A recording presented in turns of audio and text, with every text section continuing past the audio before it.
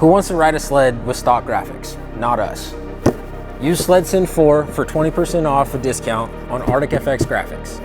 They'll bring your vision to life with hundreds of designs and endless customization options. Your sled will stand out whether you're on the trail or in the backcountry. So hit the link in the description and customize your wrap and use SledSend 4 for 20% off at checkout.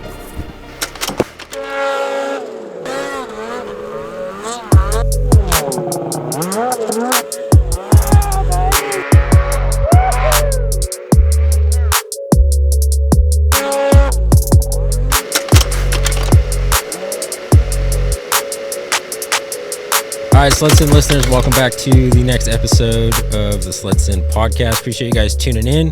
As always, be sure to check out some of the links in the description. And short intro, let's get right into this. So we have a pretty special guest, in my personal opinion.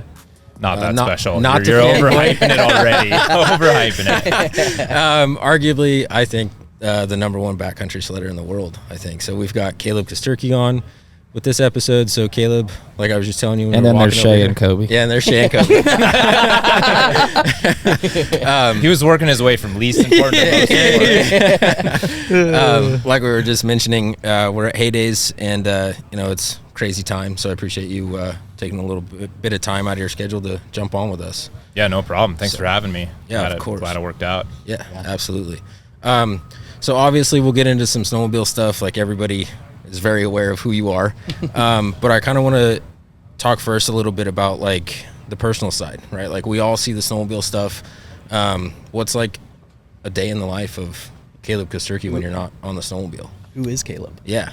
Like where? Yeah, it's not as exciting as it sounds. Like everyone thinks there's something cool going on. It's the exact same as everyone else in the world. Like just a typical boring old lifestyle. I was working a lot of construction, kind of slowed down on that. So right now my summers are actually pretty chill.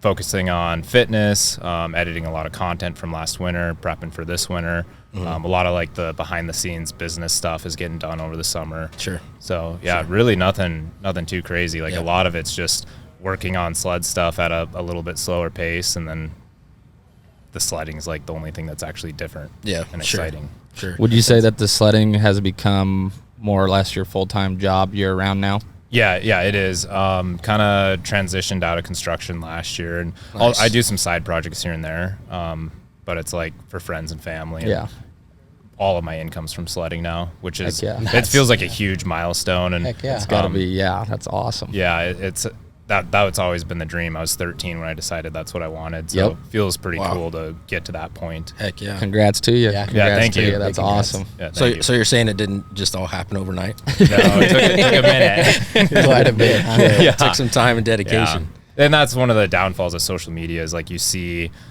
maybe like a short famous period and it like, oh, that happened really quick. It's like, well, I started making videos when I was 13 and started putting like almost everything I had into it at that age and slowly worked up to it. Yeah. How old are you now? 27. 27. Okay. Yeah. So definitely a little bit of time then. Yeah. Heck yeah. What are you Lots doing of for effort. fun in the summer other than hiking? You like to do that quite a bit. Yeah, that's about it. I actually love going to the gym, so that's like the highlight of my week. Gotcha. Gym sessions and hiking. I've been spending a little bit more time with my family this year, which has been really good. And yeah, I don't know. I do a lot of random hobbies, so anything from like going paintballing to hitting the skate park once in a while. Oh, really? Dirt biking. Dang, Caleb, skater boy. Lot of random stuff. Yeah, That's cool. Whatever. sick. I like sledding is my only serious hobby, and then I have all these other things that I'll just do if somebody invites me out or if it's convenient. Heck yeah. Stay active. Well, you live in a pretty badass state to be able to do a lot of stuff. Yeah, no kidding. Do you hunt at all? I don't. No. Gotcha. I don't know why. Like I grew up hunting a little bit with my dad, and then I don't know. I didn't enjoy it that much, and it's kind of tough. Like sled stuff's starting to really pick up already. And obviously hunting season's just starting, so it's one of those things. Like everything else is built in around prioritizing sledding. So if it competes with sledding on any level, I don't do it. Yep. Yeah. Sure. Cross it out. Sure. So, did you grow up? I know you live in Missoula now, but did you grow up in Sealy? Yeah, born and raised in Sealy. Okay. And then I spent a couple years traveling all over, spent a couple winters in Revelstoke, and then decided to move back to Montana and move to Missoula. Yeah. But I'm in Sealy all the time. Yeah. So Gotcha. I kind of bounce back and forth. Yeah. I got a place in Sealy and Missoula. Okay. Oh, that's nice. Yeah. I've said this 100 times on the podcast, so a lot of the listeners know, but I grew up in Ovando. That's right. Yeah. Yeah. Just a hop, skip away. Yeah. Big town of Ovando. Have you not ridden even much outside of Ovando, or you just go strictly into Sealy? I used to ride it a lot. My dad, I grew up riding with my dad, and my dad is one of those guys that's always exploring and hitting new zones. Like, he doesn't like going back to the same place. Yeah. So I rode a lot of stuff with him when I was younger over there, but I haven't been riding that area that much. Yeah. Well, Kobe and I were there. What year was that? We ran into your I pulled dad. up next to that dude one day. Yeah. We were I out was just there. going up to talk, and sooner or later, he's like, yeah, you guys probably know my son then. And, well, who? Caleb Kesterke? And I was What? like, what? Holy crap. Yeah, one of your younger brothers was with him. I don't know which one it would have been, but yeah, they were right up on top. Where were we? I don't somewhere outside of Ovando. I don't remember. I'm lost when I'm out that country. I think it was up Montour Creek, back up in there. So, and I think it was around the time you had either were currently in Russia. Yeah, think. that's what it was. Because he was telling that you were stories about you being over there or something. So I think it was around that time. Okay. frame. Yeah. But That's kind of ironic, though, to run Yeah, into him. that was crazy. I was just Yeah. trying to be friendly, go up, say hi to fellow sledders. Hey, You don't what's see up? people that often in certain areas like that. And we just started talking, and then he was like, you guys might know my boy, something like that. And I'm like, oh, no joke. That is awesome. yeah, so I want to shift a little bit to kind of like your mindset stuff around, the discipline and dedication to the snowmobiling, and then obviously running Proven Progression, running a business. I see you share like podcast episodes from Andy Frisilla. We're big fans of him in First Form and stuff. And then like Alex Hormozy. So what's like the mindset and business development stuff that you pay attention to that goes into everything you're doing? I think I started being just focused on mindset around performance. So a lot of the books I read and podcasts I listened to were around peak performance and being a better sledder. And then once I kind of realized that getting better at sledding wasn't actually going to progress me towards my goals. Sure. Like it's still a huge passion of mine. Like that's what gets me fired up more than anything else in life is progressing on a sled. But progressing on a sled doesn't progress you financially once you get to a certain point, and it's Sure. all about the business side of it. So after I kind of reached that point, maybe in like 2020, and started my business, I started really diving into more of the business podcasts, and Andy Frisella and Alex Hormozy are like probably my two favorite guys to Go-tos. listen to. Yeah. Those are the only two podcasts I listen to consistently.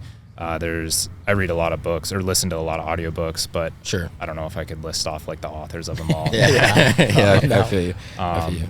Essentialism was that's probably one of my favorite entrepreneurial books. Yeah. I don't know if you're familiar with that one. I've heard of it. Yeah. I haven't read it, but I've heard of it. But anyway, so I was already like familiar with Andy Frisella just from kind of some of the, like personal growth mindset stuff, and then just started focusing more on his business stuff afterwards. Once I started my business and started trying to apply that. Yeah, he's a stud. I listen to almost every episode, and I can't think of anything he's ever said, business, political, whatever, that I disagree with. Whether that's a good thing or not, like I don't know. I feel like most of the sled industry is probably kind of along those lines. Sure, but sure. outside of the sled industry, he definitely ruffles some feathers. I'm sure he does with He him. ruffled some feathers. Yeah. Do you utilize First Form for their supplements and stuff as you work out? No.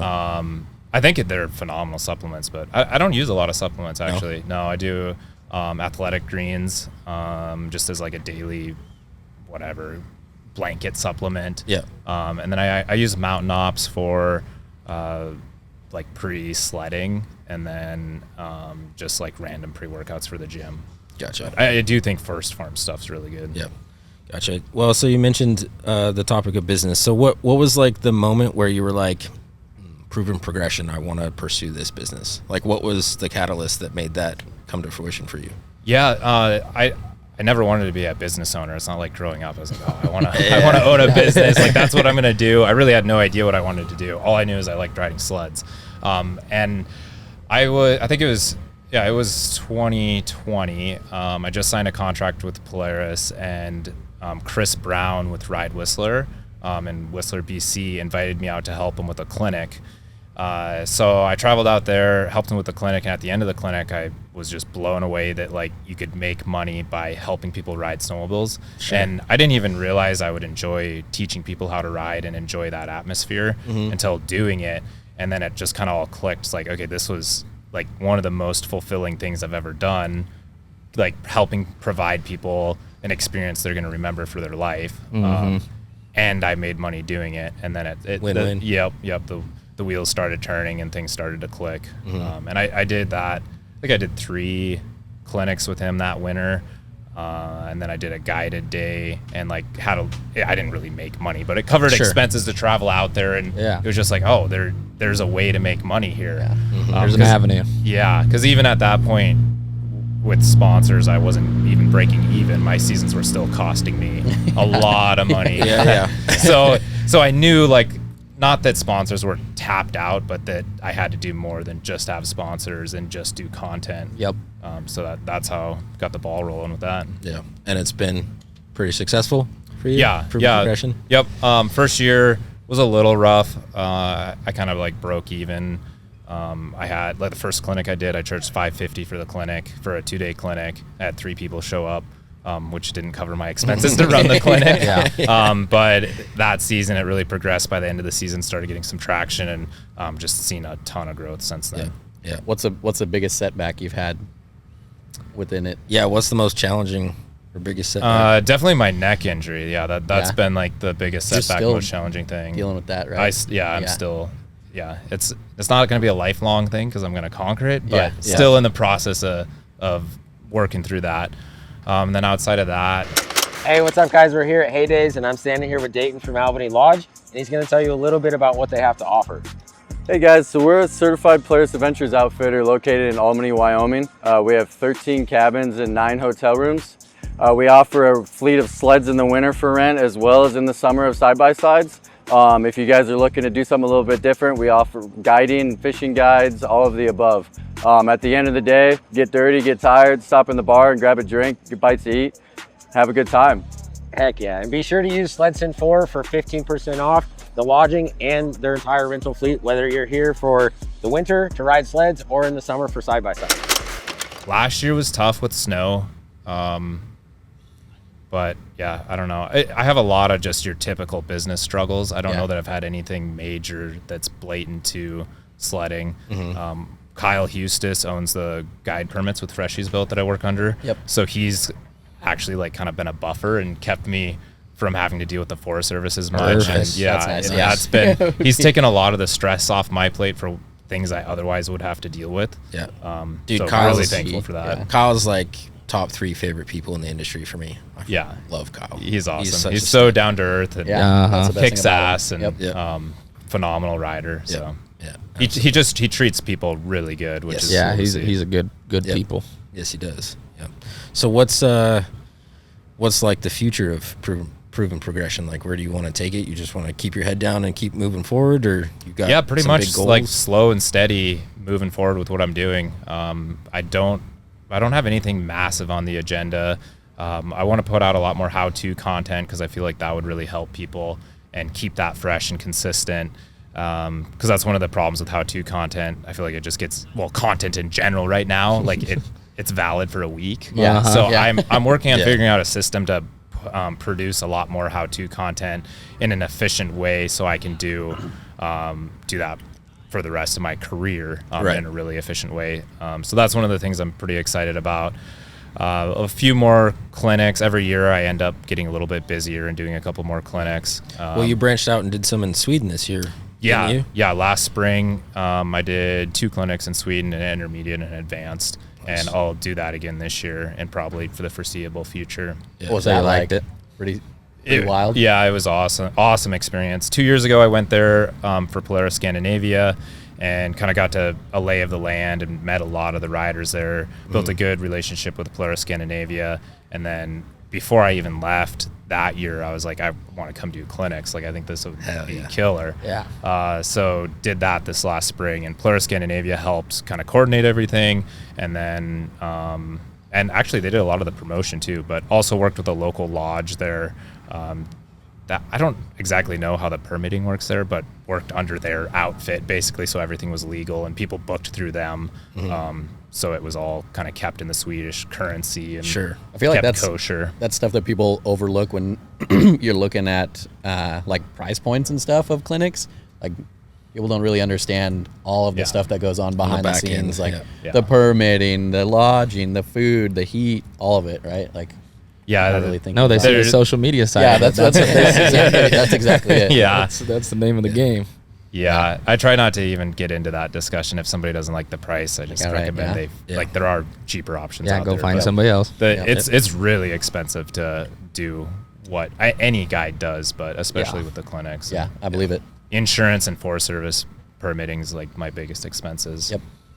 But yeah, Sweden was incredible. The riders over there are so passionate and down to earth and phenomenal riders. I swear they're more talented than the riders here. Some of those dudes. I mean, it's like skiers and snowboarders. They're all way better over there. Whenever you get like foreign exchange students come over here, they whoop your butt in skiing. So I'd imagine it's the same for snowmobile. It's not very hard to come to that conclusion. Spend a little bit of time watching their videos. There's something in the water. Something's different about these guys. Born and raised in the cold. We love it. Yeah. There's not a lot else to do up there too. Like, it's northern Sweden. So fair. Yeah. There's not a lot to do. How'd you come up with the name Proven Progression? Made a list of names that sounded good, and that one stuck. The rest were awful. That was the best choice. What were some of the other ones you remember? I don't even remember. I blocked it out of my memory. They were so bad. They were so bad I won't tell you on the podcast. Won't say it live. But yeah, I just felt like that really represented how I felt about snowmobiling and what I don't know. I had to tie in progression somehow into the brand name, so that's what stuck. Yeah, I think it fits well. Yeah, absolutely. That's really been why I've been passionate about sledding, and why sledding's been different than other sports for me is just how obsessed I got with progression at a young age. Yep. It's fun. It's fun seeing the content that you will post, like on your stories and stuff too, on like how hyped you get watching other people, do a hop over, right? Like, start teaching them at the beginning of the day, and then they're climbing the same line or trying to climb the same line that you are and doing a hop over, and you're just pumped on it. Yeah. That's good stuff to see. Yeah. I like it. It almost, in a sense, that it like allows me to relive the feelings I had when I learned that maneuver. Nostalgia type stuff. Yeah. When you get to a certain level, it gets really hard to progress. Yeah. So I don't see progression on a day-to-day basis anymore. Yep. It's hard to see it on a season-to-season basis, unless I really focus on something specific in particular. But I get that same sense, because there was a point where I was progressing a lot every single ride, and I would go home knowing I was a way better rider that day. And I get to see that with all the clients that come to clinics, and just kind of allows me to relive that experience through them. Rewarding point. What's one of the worst days during a clinic? Like sleds breaking down, like injuries, like one popped in mind right away. Yeah, give us the worst day. We had a really rainy weekend last year. We had low snowpack, obviously, because everyone did, and then it just pissed rain the whole weekend. We had a guy blow up 2 sleds. Same guy blew up 2 sleds in the same day. That sucked. Yeah, but that's a bad day. When that happens, that back on you, or for what, the sled breaking down? I don't refund people for sleds breaking down or weather or anything. Oh, it was his sled? But it was his sled. Okay. My sled. Rental. No. If it was, if I have one of my rentals go down, I put them on my personal sled, or I take one of my guys' sleds. Yeah. Take your brother's. Like, now you have to tailgate on foot. Yeah. We really prioritize the client's experience. So if it's like due to my stuff going down, we definitely take care of it. But this was just a dude's personal sled. He showed up with 2 sleds. We went out before we even got into the zone. His first sled, he put a hole in the cooler, and then Isaac towed him out, brought him back in with another sled, and then that sled blew up, and he got towed out again in the rain. The entire time in the rain. Man. Yeah, he went to the bar and got pretty drunk. I probably would have done the same thing. Yeah. I don't blame him. Poor guy. Don't blame him at all. Yeah, but he had a killer day the next day. He Riding rented a sled Polarises? for me. Oh, the good. next day, yeah. Yes. He had a good day on the Polaris. Nice. Not shocked there. Nice. There you go. So on the flip side of that, this last season, given all the low snow and everything, what was the best day or the most memorable for you in a clinic? The pro ride I did, for sure. We had perfect weather, really good snow, and just all-time vibes. Like, the energy level was higher than a day, or about the same as a day if I like went and rode with like Matt and Andreas or something like that. Yeah. So that was really cool. Stoke all Was around. that the one that Yeah. Aaron went on? Yeah. Or Aaron McChesney? Yeah. Yeah. Yep. yeah, Yeah. He was there. he went to our ride in Coquilala, Idaho, and he was talking about that. He was pretty hyped for it, so that's cool. I felt like everyone left super hyped, and obviously that made me feel good to like have that. Heck yeah. Everyone just killed it. Like they were riding at such a high level. Yeah. That makes was it really fun. cool to see. I feel like it's like, you know, a little bit like sports too. When you go into a team and it's like when you know you're playing like the worst team or whatever, you always play down to that level. I feel like guys, you know, come probably ride with you. They're like focus is at an all time, you know, and when you're riding with higher ability, it's bringing your own ability up. Yeah, Yep. naturally That brings makes it sense. up. Right. Yeah. And just being around the other riders at Yeah. that level too. Mhm. Everyone pushing. Everyone, just fed off each other. Yeah, it's probably never like, is he on my tail? It's probably like, you better get out of I the know, way I because he's know right what's coming behind you. me. Yeah. There's a little bit of competitiveness and Oh, Heck it has yeah. to be, right? that. Yeah. In a good way. So it makes it fun. Yeah. Who's some of your favorite guys to ride with from like a challenging aspect? Like maybe they're better at something than you are, right? Because you don't want to be the best because then you're never going to progress, right? So who are some of the guys that really challenge you on a sled? Yeah, there's a lot of different guys for different reasons. Turcotte challenges me just because of his jumping and freestyle ability and what he can do in the air. Kind of the same with Andreas. Riding with Matt, Muskoka freerider Matt, he rips in the trees. It's not necessarily like a brutal challenge to keep up with him, but we feed off each other and are passing each other on lines, so that's a lot of fun. Same with Dawson Shiflita, and those guys are like really good at the terrain they ride, so those like spaced out steep BC trees, it works me to keep up with them in that, especially if they're on 165s and I'm on a little shorter sled. Really have to work. Riding with Chris Brandt in Colorado, same thing, just a different style of riding, completely different style of riding. So people get really good at riding the terrain they frequently ride. Backyard. So yeah, if I go ride with somebody in their backyard, I'm definitely going to get pushed. Yeah. Somebody comes to your backyard and they probably same. won't be able to keep up. Yep, same thing. Yeah. So those are probably the top guys though, like Turcotte, Andreas, Matt, Dawson, and Brandt. That's awesome. Yeah.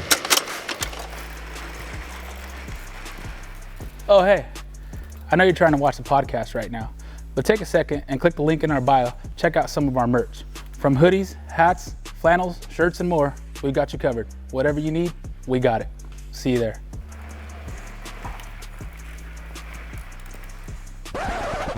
Who was that guy?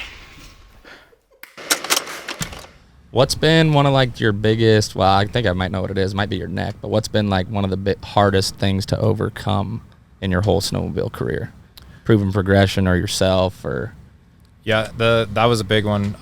Earlier on, when I guess I was probably 17, I felt like I got to a pretty high level of riding. I had some sponsors, and every season was still costing me like $50,000, $60,000 a year, and I had to go work a lot of construction to pay for that. I was making, I don't know, $20 an hour, $18 an hour. Yeah. You have to work a lot of hours over the Yes, you summer do. to afford that. You got to get that overtime. Yeah, and I was really frustrated just with life, I guess, because I didn't feel like I was making it. Like I felt like I was doing everything possible and it wasn't enough. And I just didn't see a future where I could make a living sledding, and decided to give it all up and like quit. Like sold all my snowmobile DVDs on like whatever Craigslist or something. Deep, yeah, sold my sleds and Dang. then I ended up riding that season anyway, so it didn't work, but I tried. It was just a quick little fit. Yep. I threw a little fit, had a little pity party,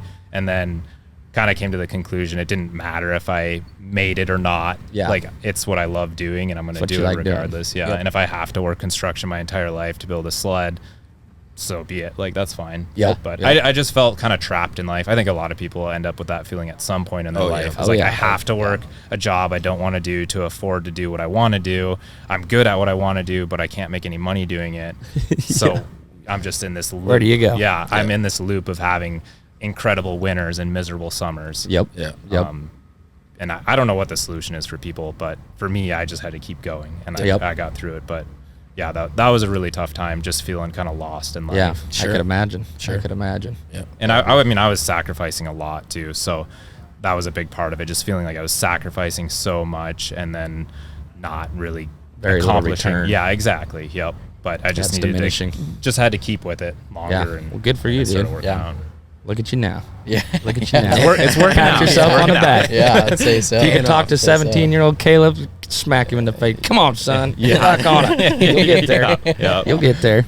So what's that you just recently, like over probably the last couple of years, have brought Isaac on board with you and Proven Progression? Yeah, he's actually ridden with me a lot since I was a little kid. Yeah. And he was like my original filmer. Like, okay. Hold it, little brother. Yeah, exactly.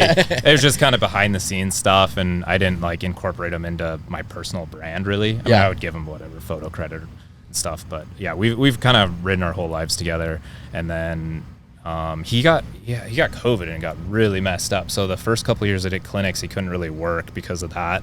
Like, his heart just like wouldn't handle anything at all. So he just kind of like chilled for the first couple of years, and then since then has been really active in the brand. Yeah, so. It's fun to see that. Like, two brothers. It looks like he works his butt off too. Oh yeah, he does. He kicks ass. I love the videos of like guys getting stuck and your brother's like going off to go get him.